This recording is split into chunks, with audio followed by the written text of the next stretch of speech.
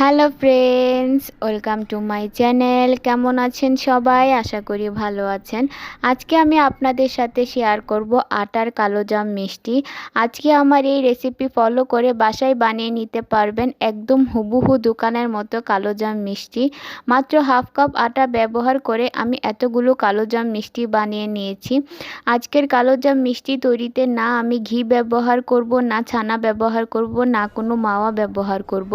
নামি দামি সব উপকরণ ছাড়া একদম সহজে বাসায় কিভাবে কালোজাম মিষ্টি বানিয়ে নেবেন সেই রেসিপিটা আজকে আমি আপনাদের সাথে শেয়ার করব। তাহলে চলুন স্টার্ট করা যাক আমি কিভাবে তৈরি করি। প্রথমে আমি নিয়ে নিচ্ছি হাফ কাপ আটা। আপনারা প্যাকেটের আটা নয়তো খোলা আটা যে কোনো একটা ব্যবহার করতে পারেন। এখন আমি আটাটাকে ভালো করে চেলে নিচ্ছি। এখন চুলায় একটা কড়াই বসিয়ে তাতে দিয়ে দিচ্ছি 1 টেবিল চামচ সয়াবিন তেল। তারপর যে আটাটাকে আমি চেলে রেখেছিলাম সেটা দিয়ে দিচ্ছি।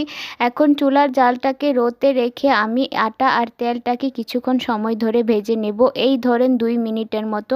কিভাবে নেড়ে নিচ্ছি খেয়াল করেছেন নিশ্চয়ই। আটার সাথে তেল যেন খুব ভালোভাবে মিক্স হয়ে যায় সেই দিকে খেয়াল রাখবেন। মাত্র 2 মিনিটের মতো ভেজে নেব। যখন আটাটা এমন ঝরঝরে হয়ে যাবে চুলা থেকে মিশ্রণটা নামিয়ে নিচ্ছি। এখন এটা ঠান্ডা হওয়ার পর্যন্ত ওয়েট করছি। আটাটা ঠান্ডা হয়ে এসেছে, এটাকে আমি কিছুক্ষণ হাত দিয়ে মথে নিয়েছিলাম। এখন এর মধ্যে দিয়ে দিচ্ছি হাফ কাপ গুঁড়া দুধ আর তার সাথে 1/4 চা চামচ বেকিং সোডা। তো এখন আমি এগুলোকে ভালো করে মিক্স করে নেব।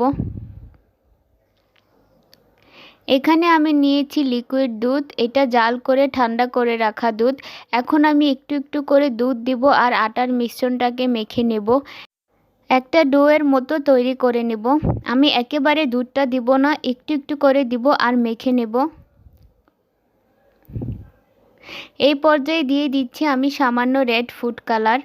এখন এটাকে দিয়েও আমি ভালো করে মেখে নেব।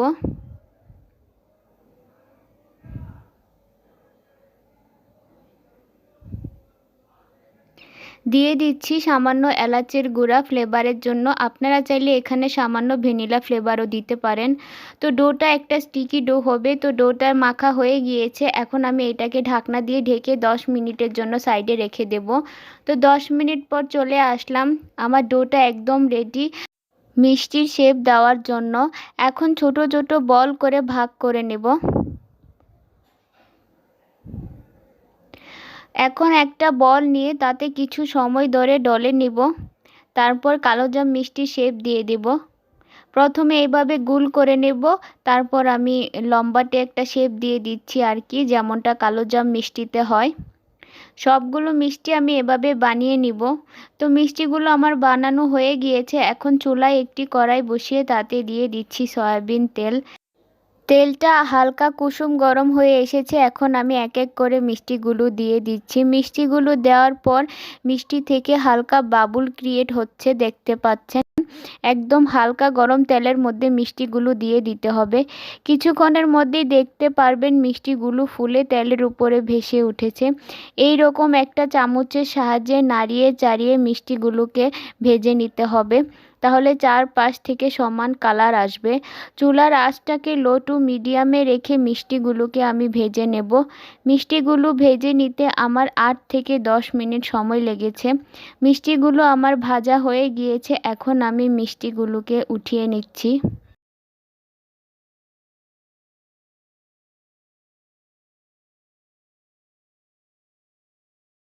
তো দেখতেই পাচ্ছেন মিষ্টিগুলোতে কত সুন্দর একটা কালার এসেছে।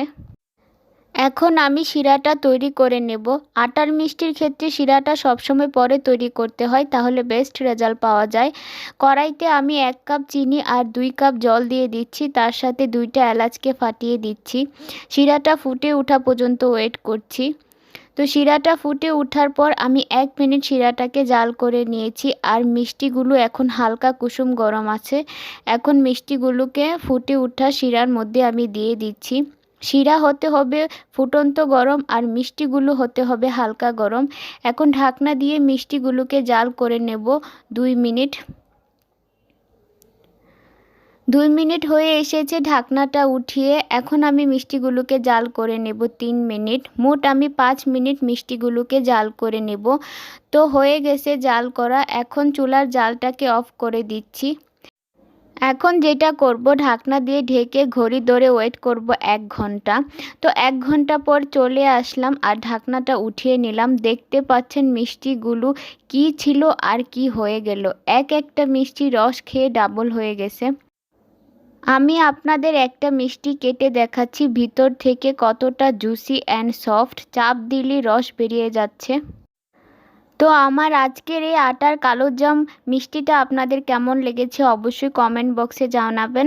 ভিডিওটি ভালো লাগলে একটি লাইক দিবেন। আমার চ্যানেলে নতুন হয়ে থাকলে চ্যানেলটি সাবস্ক্রাইব করে আমার পাশে থাকবেন। সবাই ভালো থাকবেন, সুস্থ থাকবেন।